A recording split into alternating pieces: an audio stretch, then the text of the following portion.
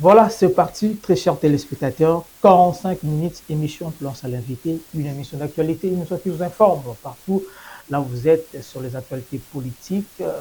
Ici, en République démocratique du Congo, moment historique et là, moment que nous allons choisir nos candidats ou bien nos leaders qui vont bel et bien diriger la République démocratique du Congo 5 ans. Alors, c'est parti avec la campagne électorale en République démocratique du Congo, hier déjà avec le président sortant, bien évidemment le président sortant, Félix Chilombo au stade de Marseille Kinshasa. Carton plein pour le président sortant, numéro 20, mais aussi l'ensemble de la plateforme l'Union sacrée, soyons le bon côté de l'histoire, voilà, ça en fait ça. Mais aussi avec d'autres opposants comme Martin Fayulu au niveau de Bandundu, Moïse Katumbe Tchapoué, au niveau de Kisangani, de lycée Sang aussi, au niveau de Kwilu, du côté Bandundu. Mukwege, il était au Congo central. Et aujourd'hui, le président sortant, Félix Chilombo, est au Congo central, toujours pour les comptes de la campagne électorale. Après la campagne, c'est pour un mois, mais aussi nous serons nous tous aux urnes pour donner un second mandat, ou bien pour le président sortant, Félix Chilombo, bien évidemment, un second mandat, d'autres nouveaux présidents comme les candidats présidents de la République, Mukwege, Fayulu, Katumbu, et seront aussi bel et bien, je ne sais pas moi, admis, favorables par la population congolaise. Alors, campagne électorale aujourd'hui, là, c'était juste pour vous donner les informations de la campagne électorale. Nous avons reçu pour vous aujourd'hui un candidat député national, un habitué, bien évidemment, de cette émission, Rodrigue Ousseni, candidat député national dans le territoire de Punia, précisément dans la province du Maniema. Il est avec nous. Il va quand même donner son briefing déjà pour la campagne électorale qui débute depuis hier dimanche 19 novembre 2023 en République démocratique du Congo, à qui je dis bienvenue, cher futur candidat honorable Rodrigue Ousseni. Ah oui, merci beaucoup Yves. C'est vraiment un plaisir pour moi d'être reçu une fois de plus sur le plateau de votre télévision. Oui. Et je profite de remercier l'initiateur et toute l'équipe qui vous accompagne pour la tenue de cette émission. Oui. Et également, je salue tous les téléspectateurs qui nous suivent en ce moment, partout dans le monde, et plus précisément sur le territoire de Pugno-Maniema. Voilà. Là, je vous rappelle directement, vous êtes candidat député national numéro 19, territoire de Punia. Vous êtes affilié au parti politique AFDCA, allié de notre cher professeur Bahati Lukwebo, évidemment. Alors, d'entrée de jeu, nous allons parler d'abord sur la campagne électorale qui a débuté depuis hier au stade de Martyrs. On a vu avec le lancement du campagne du président sortant, Félix Chilombo. Vous faites partie de l'Union sacrée quand même. Alors, la campagne électorale est là. Comment vous avez déjà trouvé? Ça chauffe déjà, ça va donner de l'espoir quand même. Ah oui, comme on l'a dit, le début annonce la fin. Et donc, déjà hier, le chef de l'État a lancé sa campagne au niveau du stade de Martyrs. Vous avez été témoin de l'effectif assez pléthorique. Nous avons réussi à mobiliser pour la cause du président numéro 20. Et cela témoigne de la satisfaction de la population face à toutes ces réalisations durant les 5 années. Je dis 5 années parce que le mandat était de 5 ans, mais en réalité, tout ce qu'elle a pu faire, c'était, je crois, au bout de 3 ans. Parce que déjà, les 2 premières années étaient marquées par assez de tumultes politiques. Nous avons d'abord eu le temps d'échange ou de tractation politique ayant débouché la composition du gouvernement FCC Cash. Le temps est passé, le gouvernement lui-même est arrivé, et avec le jeu des pots de banane que nous avons tous déploré. Et puis voilà, le chef de l'État avec l'Assemblée nationale, j'espère qu'il a pu prendre la manvole.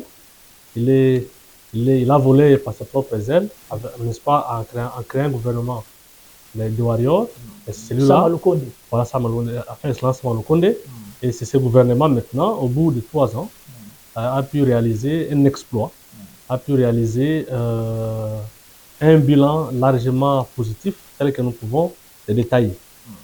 Et donc, nous avons dans l'actif du président de la République la gratuité de l'enseignement, aujourd'hui qui a permis à ramener plus de 5 millions d'enfants à l'âge scolaire, mais qui jadis étaient privés d'un droit assez fondamental. Et nous avons la gratuité de la maternité.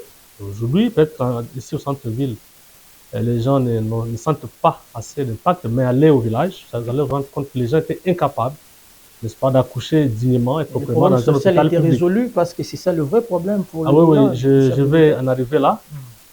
Lorsqu'on parle de social, c'est un concept assez vague, mais il faudrait aller point après l'autre, n'est-ce pas, un secteur après un autre.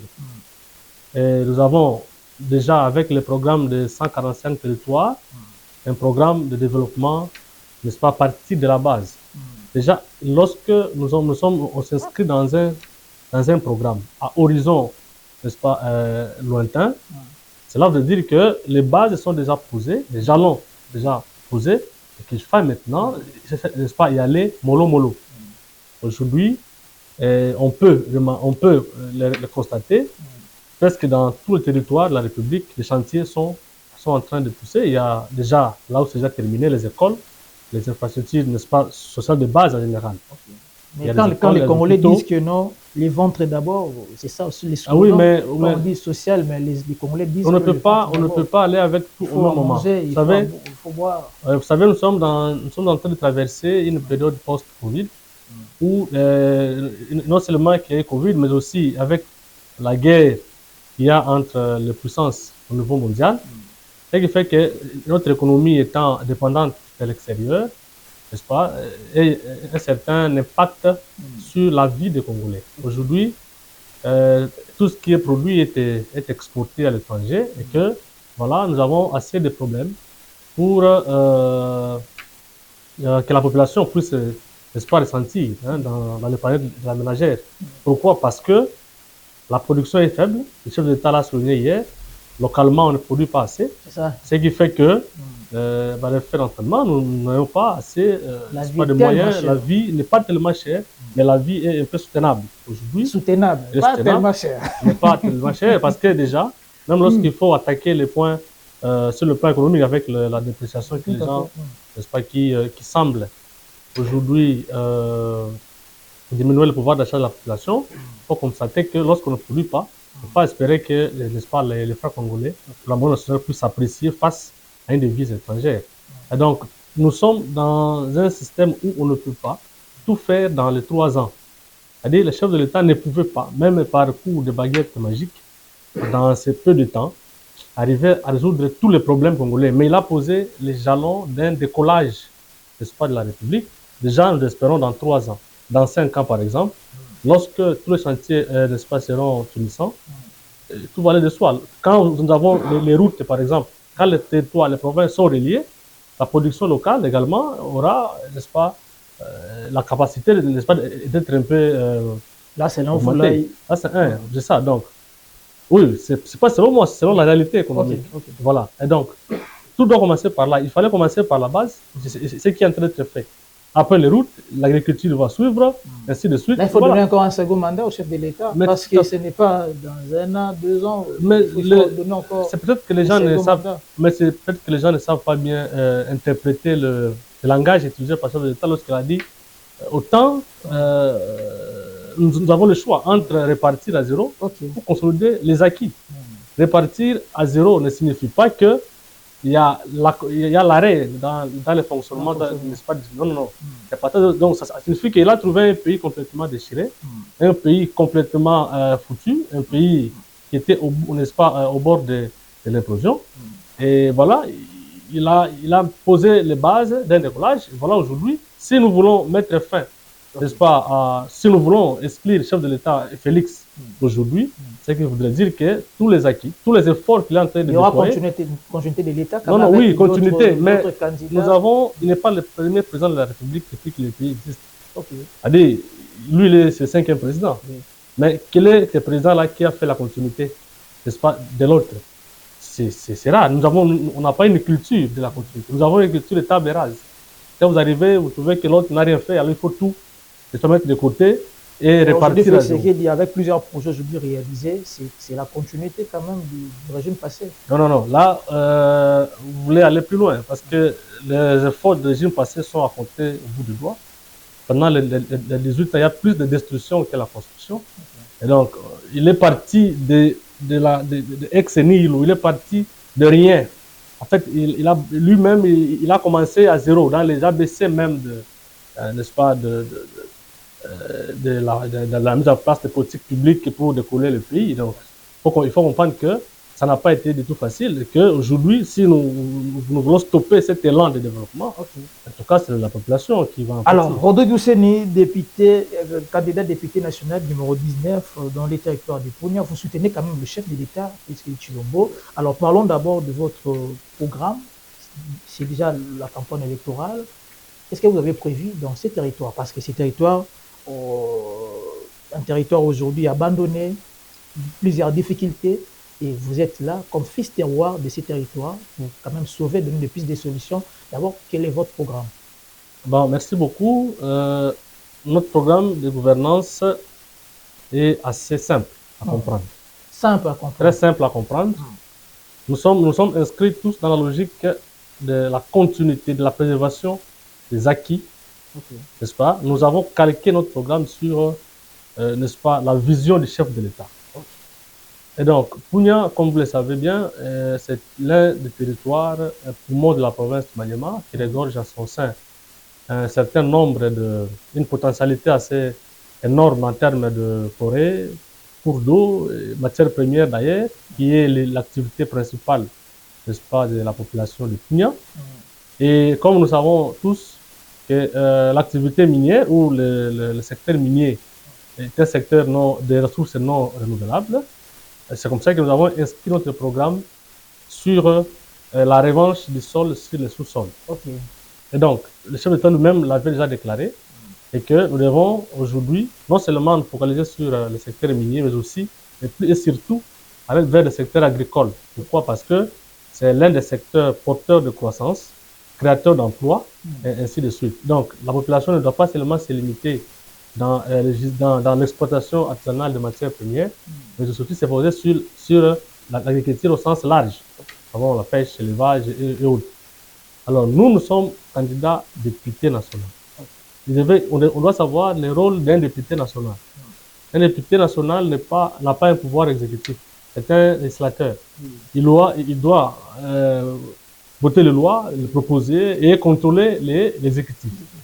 Et donc, dans nos efforts, moi, en tant que candidat député national, je ferai en sorte que, d'abord, la circonscription électorale, c'est Punia, mais je suis un député national. Donc, je vais voter les lois pour la République, en général, contrôler les gouvernements. Parce qu'aujourd'hui, nous avons certains candidats qui veulent se prévaloir de quelques réalisations personnelles pour séduire la base. Et non, ça, c'est le rôle d'un député, n'est pas d'aller construire une école, n'est pas d'aller construire un hôpital, n'est pas d'aller construire une mini-université. Non, non, ça, ce sont des actions personnelles. C'est vrai, ça profite. Est-ce que vous avez déjà fait quelque chose là-bas dans cette territoire? Oh oui, tout ce que nous avons fait pour Punia n'a pas eu vocation personnelle. Tout ce que j'ai fait pour Punia, c'était pour l'intérêt de la communauté en général. J'ai mené assez de plaidoiries auprès des chefs des institutions. Vous êtes témoin, j'étais avec le président du Sénat, avec le ministre de la fonction publique pour voir le cas de nouvelles unités qui n'ont pas de matricule, la mécanisation au salaire de base, et ainsi de suite. Et même voir dans quelles conditions les jeunes qui ont fini l'université peuvent intégrer l'administration publique. Et nous avons décroché ce pari, nous attendons la organisation. Et nous avons été avec le ministre du budget, Excellence Mebouji, pour effectivement le cas de la population de Punia, voir dans quelles conditions tous qui sont bloqués au niveau du budget soient décantés. Et donc, nous sommes dans la logique de plaidoirie. Et ce que doit faire un député, c'est ça. Ça signifie on plaide pour la population, on plaide pour la cause de la population. Il ne faut pas attendre forcément que je vienne construire ma maison. C'est ma maison, même si ça va rayonner le territoire, mais c'est ma maison d'abord. Il n'est pas interdit de le faire, mais ça ne doit pas être l'activité principale ou un motif pour séduire un électorat. Non, non, non, non. c'est déjà un candidat, n'est-ce pas, il s'est réduit à ce niveau-là. À ce niveau, il prouve à lui-même l'incompétence de convaincre les pouvoirs exécutifs. Mais nous voyons aujourd'hui avec le message, je peux dire le message pour flatter la population aujourd'hui. Si vous me votez, je vais faire ceci, je vais faire cela. Ça donne aussi l'espoir à la population quand même. Oui, oui, mais tout ce qu'on doit faire, ça doit se résumer sur la plaidoirie, sur la défense des intérêts de la population. Tout doit se résumer, sinon on ne connaît pas ce qu'on fait. On ne peut pas se substituer en exécutif. Oui. On ne peut pas être gouverneur en tant que député, on ne peut pas être ministre ou un directeur général d'une entreprise publique. Non, mais justement, un député doit venir avec un programme. Il s'est dit, je ferai un plaidoyer pour que l'agriculture ait de la place prépondérante au sein du territoire de Punya. Comment y arriver? Il faut contacter, par exemple, l'exécutif. Il faut contacter certains partenaires, certains investisseurs dans le domaine de l'agriculture, de l'agro-industriel. Vous voyez, c'est normalement ce que devait faire un député. C'est même ça qui devait être un programme d'un député. Voilà. Dire, pas moi, je vais créer une société agro-industrielle à Punya, Palmeraie, je ne sais pas moi quoi. Non, non, non, mais dire, j'ai un programme. Je sais que pour que ça soit réalisé, matérialisé, je vais contacter tel, je vais attaquer le gouvernement, je vais attaquer le gouverneur de la province. Et voilà, ça doit être ça. Être actif. Effectivement, voilà. Normalement, c'est comme ça que devait raisonner tout candidat. Voilà. Voilà. Donc, quand je parlais de moi, je sais, nous avons assez.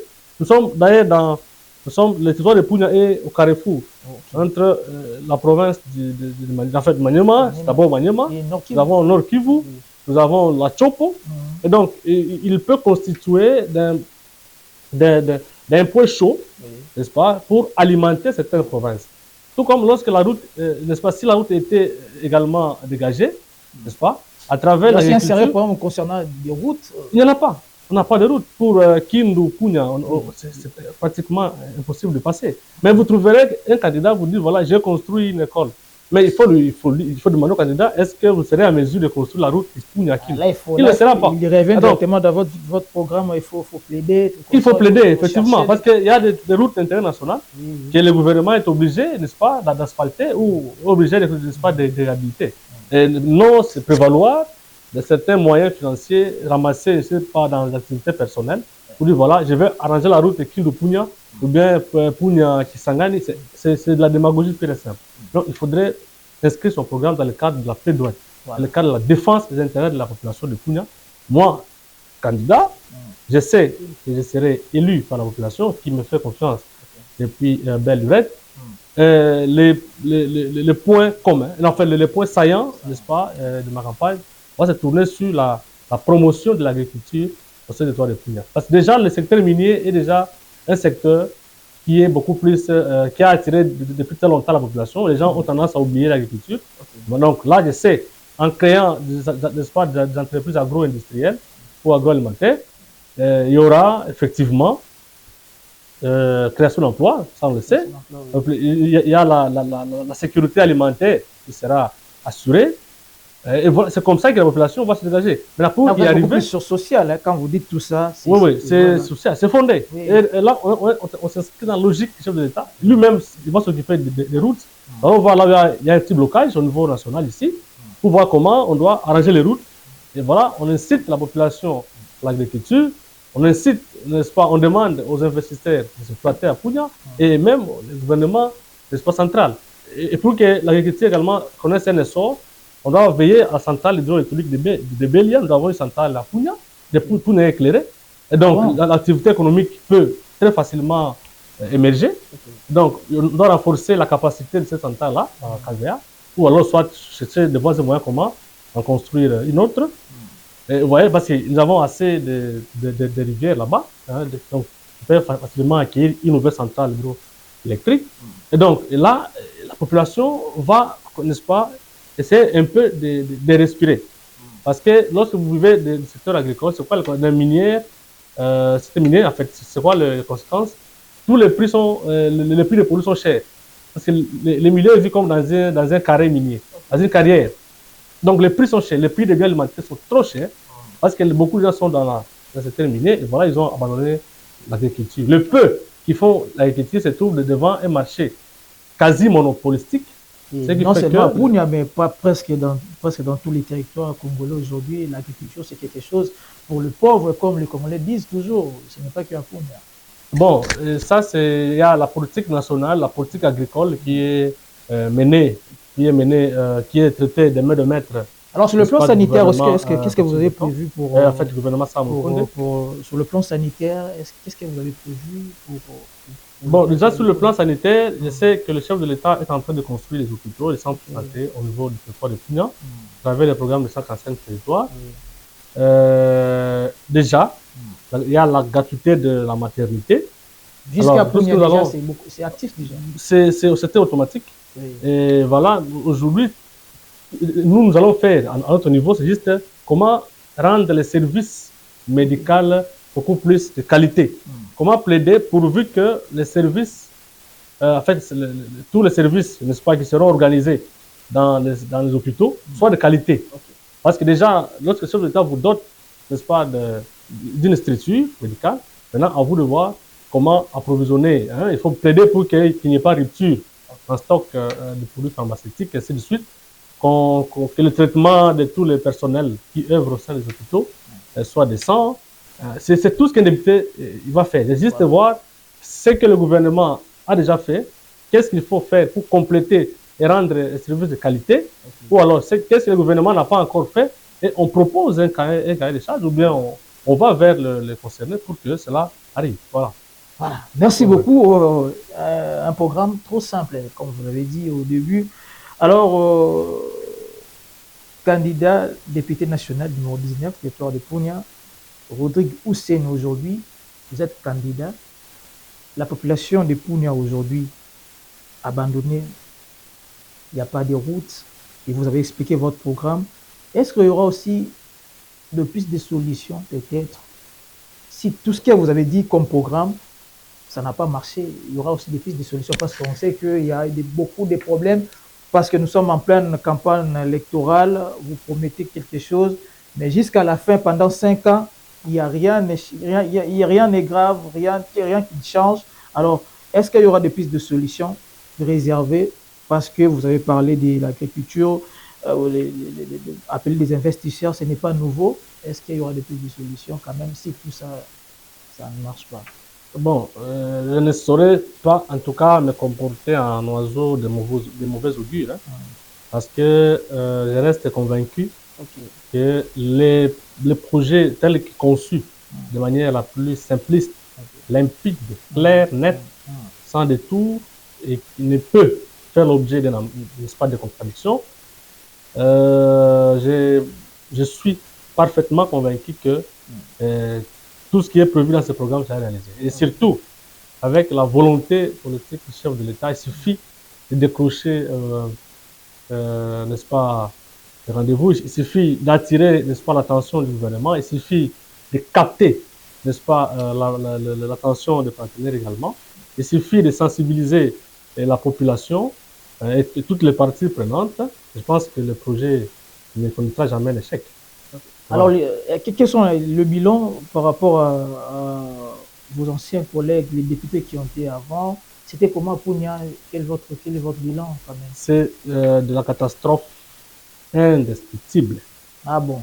Et donc, nous sommes dans le troisième, je crois le 4e cycle électoral aujourd'hui. Et le constat est totalement amer. Permettez de le dire. Bien que celle qui est là est de l'Union sacrée comme moi. Nous avons il y a une application à la Tala où vous avez la possibilité de tester les interventions d'un député pendant les 5 années. En tout cas, vous trouverez nul pour ce qui concerne le territoire de Punya. C'est chaotique. Je n'ai pas, moi, suivi même une motion d'information initiée par celle qui nous a représenté pendant les 5 années, n'est-ce pas, passées. Et non seulement elle, déjà même avant elle, le territoire avait déjà connu d'autres députés, mais en tout cas, le bilan est totalement négatif. Aujourd'hui, Punya n'est plus considéré devant les autres, aux yeux des autres. Pourquoi? Parce que nous avons, au lieu d'avancer, reculé. Nous avions à l'époque 2 députés provinciaux, aujourd'hui nous n'avons qu'un seul.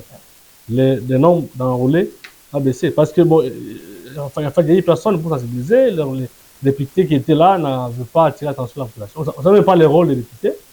Ce qui fait que, bon, les gens se sont découragés. Nous n'avons qu'un seul député provincial et national. Nous avions à l'époque, Punya avait un gouvernement, n'est-ce pas, de manière, le gouverneur était fils de Punya. Mais là, on n'est plus capable presque de fournir un gouverneur parce qu'on n'est plus considéré devant les autres. Nous avions un président de l'Assemblée provinciale, le vice-président, ce n'est plus le cas. Nous avions un sénateur, ce n'est plus le cas. Donc, vous allez comprendre tout de suite que voilà, Punya a un peu reculé. Pourquoi? Parce que les leaders politiques qui étaient en face avaient fait preuve d'un profil assez bas. Et donc, ils n'étaient pas à la hauteur de la tâche qui... D'abord, moi, je me demande pourquoi j'avais postulé. Parce qu'on ne peut pas, comme par une certaine escroquerie politique, se planter devant la population pour décider des mensonges et puis ne rien faire par la suite. Alors, c'est comme ça que la jeunesse de Punya, révoltée, a compris que, comme les vieux qui nous ont représentés longtemps ont tout vendu, et qu'il était maintenant temps de tout récupérer. Et la personne la mieux placée pour accompagner la philosophie de la jeunesse révoltée, la jeunesse éveillée de Punya, n'est-ce pas, et incarnée par ma personne. Donc, j'ai une double, n'est-ce pas, responsabilité. Vous êtes en même temps au niveau provincial, territoire non, national, non, non. Vous êtes juste... Nous avons une ambition mesurée. Okay. Nous n'avons pas une ambition qui sorte de la course des Jupiter. Nous avons une ambition...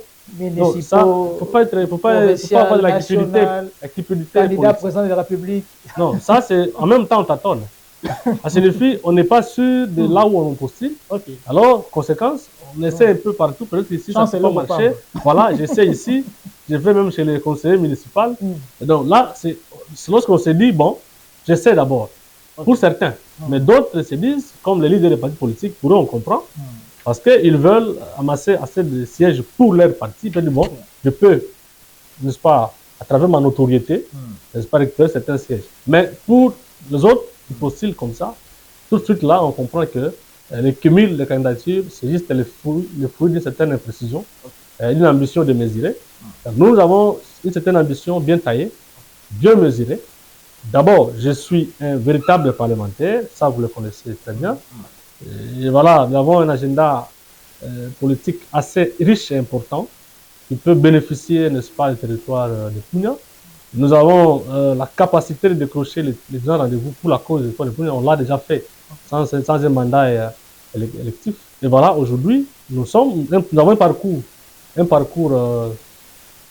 parcours proportionnel assez important, malgré la jeunesse d'âge. Ce qui fait que, même au niveau l'exécutif, si jamais d'arriver à décrocher un poste exécutif, ministre, vice-ministre, gouverneur ou autre, en tout cas, les technologies fait de moi un véritable gestionnaire également. Et donc, devant les autres candidats, ceux qui ont déjà dirigé, bon, le territoire de Punya ne peut que remercier pour avoir, n'est-ce pas, porté, n'est-ce pas, il n'y a pas d'adversaire là-bas. Oui, ils sont là, il y a 36 candidats. 36 candidats. Pour un poste. Wow. Au niveau national. Comment vous sentez déjà? Est-ce que ça va marcher? Bon, je suis devant des candidats à poids mouche. Oui. Il y a des candidats qui ne vont pas résister devant la lourdeur ou le poids politique que nous allons imposer, que nous sommes en train d'imposer au niveau du territoire. Ils le savent très bien, ils savent qui est Rodrigue Ousseni. Ils savent quelle est la force de Rodrigue Ousseni au niveau de la population. Quelle est la force de Rodrigue Ousseni au niveau national. Ils savent eux-mêmes que même si on organisait des débats contradictoires, ils vont prendre la poudre d'escapette. Ils savent eux-mêmes que même si on se mettait devant la tribune pour décliner le programme de son projet de société, et voilà, ils vont chercher les mots à prononcer parce que tout ça a déjà balayé dans le riche programme qu'ils avaient présenté. Et donc, je suis devant des candidats qui ne représentent pas grand-chose, à part l'âge, peut-être qu'ils vont, n'est-ce pas, c'est l'âge seulement. La différence, c'est l'âge. Ils sont plus âgés, plus jeunes. Et donc, c'est là la différence. Déjà dans les 5 ans passés, peut-être ils ont de l'expérience, comment diriger tout comme ça, ce n'est pas que l'âge.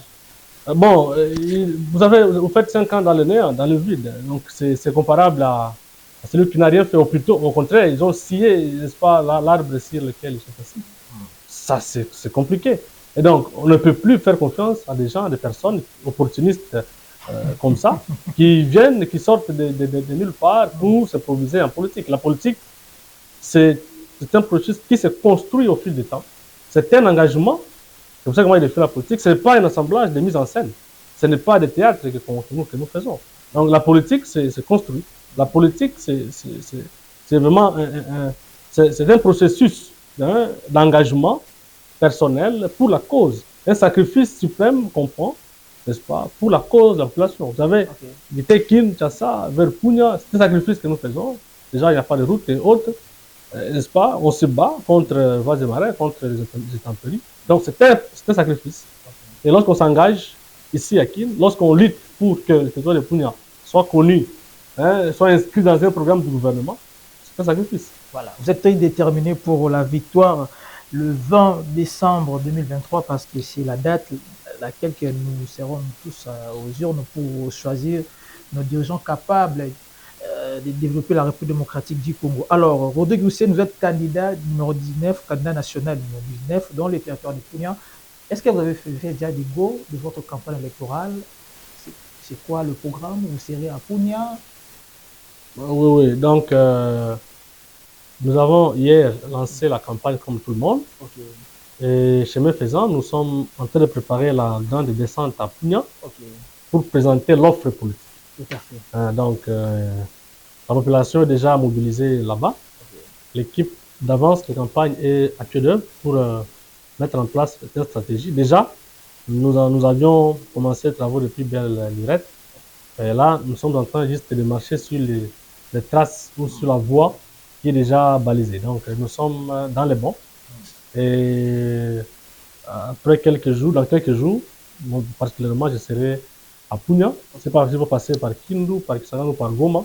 Je vois les moyens les plus difficiles. Donc, je vais emprunter les moyens les plus difficiles.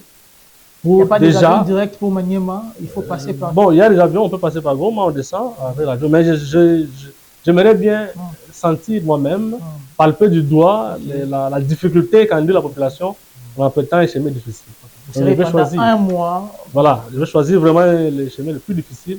Je vais affronter et en même temps, ça va constituer. Dans quelques jours, comme vous avez annoncé, parce que nous sommes pratiquement à la fin de cette émission, dans quelques jours, vous serez dans les territoires de Bunia, précisément au Maniema, avec le message de confiance, d'espoir à la population. Je voudrais ici appeler la population au calme d'abord, à ne pas céder à des agitations politiciennes stériles, inutiles. Nous sommes devant une décision, devant un choix qui doit être mûri. Une seule voix peut détruire l'avenir, le destin de tout un peuple. Chacun doit être fier de sa voix en allant aux urnes, dire voilà, je suis en train de poser la pierre de construction du territoire de Punya. En votant le chef de l'État, Tshisekedi, je sais que les gens seront fiers. En votant pour lui, le numéro 20, en votant pour le candidat numéro 19, n'est-ce pas, à l'adversaire nationale, M. Rodrigue Hussein, je sais également qu'ils seront dans une certaine effervescence parce que désormais, ils auront affaire à un parlementaire digne de nom. Et en votant au niveau provincial, au niveau municipal, déjà, que chacun prenne conscience que voilà, ma voix, à moi seul, peut contribuer à l'avancement du territoire de Punya. Il n'est pas question de voir les avantages, n'est-ce pas, reçus pendant la période de campagne électorale. Il y a ici un polo, on peut le porter aujourd'hui, je fais demain. Il y a ici un sac de sable, de sel ou de sucre. Vous allez le consommer pendant un mois ou 2 semaines, ça va terminer. Il y a ici 10 000 francs, ce n'est pas ça qui vous nourrit chaque jour. Et donc, il faut que les votes soient responsables. Faites un choix utile, un choix judicieux sur la personne qui incarne les changements, qui incarne les renouvellements, qui incarne la rupture, n'est-ce pas, avec le passé, avec les vices, avec les antivaleurs. Et je propose à la population de Punya de garder en mémoire les chiffres 19 pour les élections, n'est-ce pas, de l'éducation nationale. Voilà, que la population congolaise retient plutôt le message de Rodrigo Seni, candidat député national numéro 19 dans les territoires de Punia, dans la province de Maniema. Alors, nous sommes arrivés à la fin, mesdames et messieurs.